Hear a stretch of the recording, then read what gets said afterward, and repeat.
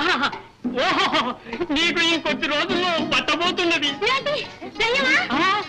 బ్రహ్మాండమైన యోగం. యోగం కాదయ్యా, నాకు కావలసింది భోగం.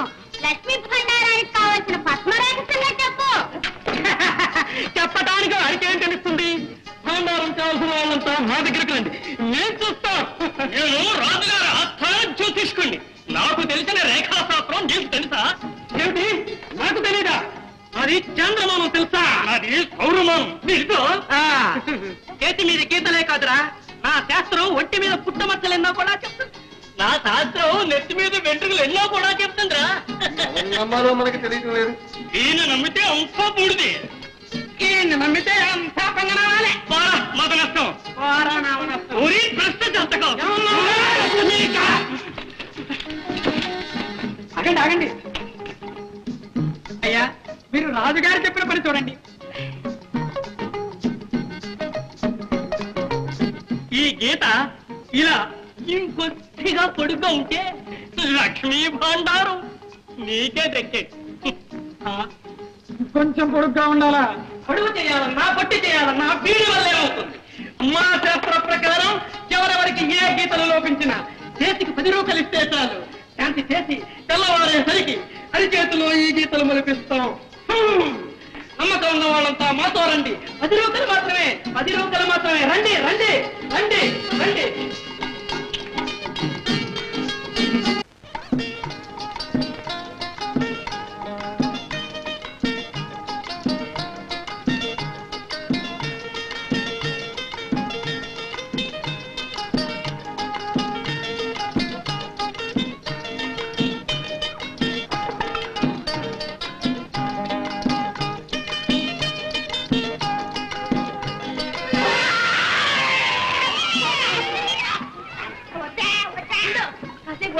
ఇంకొకటే గీత అయిపోయాయి. మగాడి కాదు, ఏం తెచ్చావు? ఇంత చేసి 2 గీతలు. వద్దంటే వస్తానంటే ఆ 2 గీత పెట్టండి, నేను వదలను. 2వ గీత కోసం ఇంత సొమ్ము పోగొట్టుకుంటానా?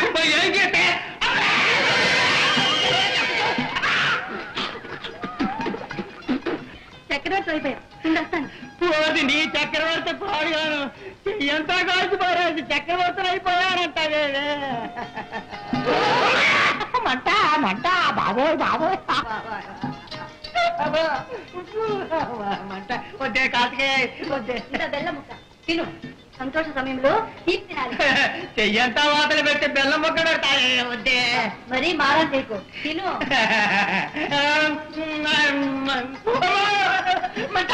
ఆగు, ఉన్నం రాస్తాను, నొప్పి తగ్గిపోతుంది.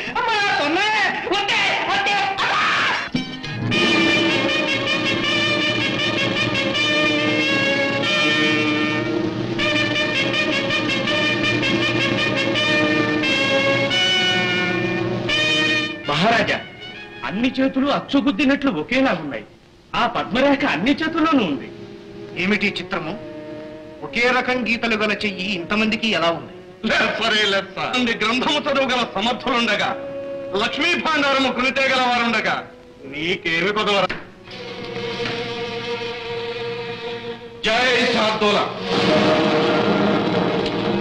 లక్ష్మీ భాండారము తెచ్చి మహారాజు పరము చేసినామని అగ్ని మీద చేతులు పెట్టి ప్రమాణము చేయవలే.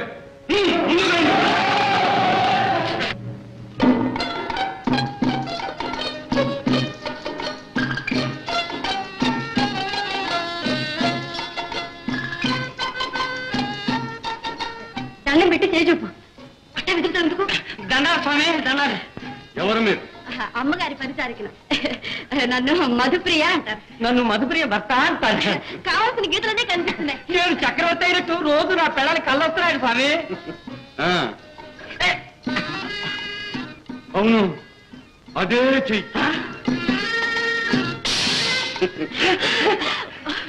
అదే భాండారం, దానిలో బంగారం ఉంది. ఇంటికి తీసుకుపోయి కళ్ళు మూసుకుని లోన చెయ్యి పెట్టితిరా చెప్పలేని సంపదలు. రహస్యం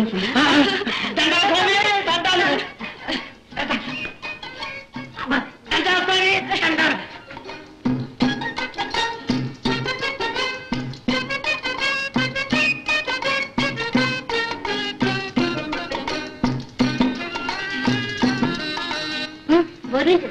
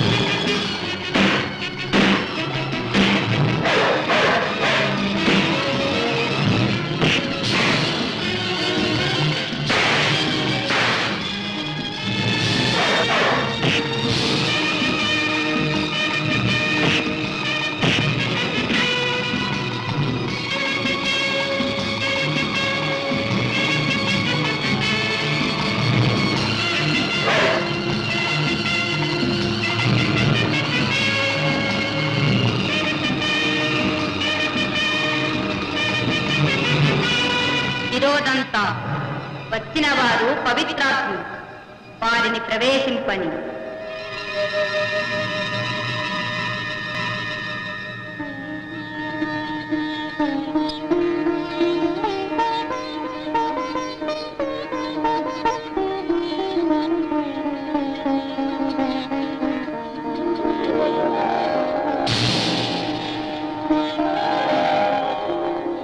జై గురుదేవా.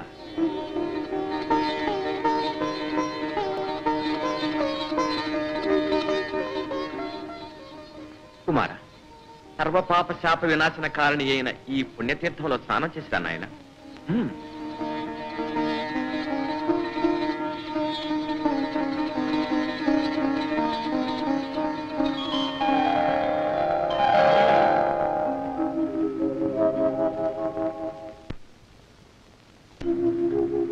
వినయదండ మహాశయ, ఇంతవరకు మీకుండిన ఆ సునకరూపం ఏమిటి? ఇన్నాళ్ళు నాకు ఈ మౌఢ్యం ఏమిటి? ప్రచండుని ధనాశయ ఇన్ని అనర్థాలకు కారణం. ఆ ప్రచండుడు స్వార్థంతో సకల విద్యలు నీకు బోధించాడు. ఎందుకో తెలుసు, సకల విద్యావేత్త అయిన సాహసవంతునికే గుడిలోని గుడ్లు లభిస్తాయి. వాటి వల్లే లక్ష్మీ భాండారం సిద్ధిస్తుంది. లక్ష్మీ భాండారం? అవును నాయన. ధర్మ సామ్రాజ్య సంస్థాపనార్థం ఉపయోగపడవలసిన ఆ ధనం గురుద్రోహి ప్రచండుడు దక్కించుకోదలిచాడు. గుడ్లు తెచ్చిన నీ వల్ల ప్రయోజనం తీరిందనుకున్నాడు.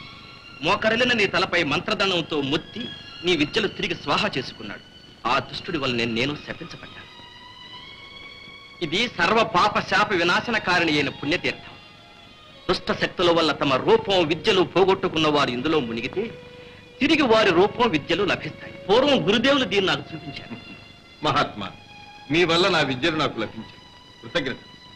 మంచిది నాయన, మళ్ళీ కలుసుకుందాం. పదండి స్వామి. కులవర్ధన, ఆ అదృష్టశాలి నువ్వే నాయన. ఆ పద్మరేఖ కలిగిన చేయి నీదే. ఈ చేతి కోసం ప్రచండుడు, మధురవర్మ మహారాజు, నేను హేమమాలిని ఎన్నాళ్ళగానో గాలిస్తున్నా. ఏమిటిది స్వామి? నాకేమీ బోధపట్టండి. ప్రచండుడికి తాళపత్ర గ్రంథం ఒకటి లభించింది. లక్ష్మీ భాండారం లభించే రహస్యాలు అందులో ఉన్నాయి. కానీ ఈ అరచేత రేఖలు కలవాడే అందులోని విషయాలు చదవగలడు. ఇక ఆ ప్రచండుడు నిన్ను వదలడు. మళ్ళీ నీకు హాని తలపెట్టక మానడు. జాగ్రత్త సుమా. పురందర నగర మహారాణి హేమమాలిని వద్ద ఒక మణిహారం ఉంది. అందులోని నీలమణి కాంతిలో నీ చేతి నీడ కనిపిస్తుంది. అక్కడికి వెళ్దాం పద. మహాత్మా, ముందు ప్రియదర్శనం చేసి ఆ తర్వాత పురందర నగరానికి వెళ్దాం. పదండి.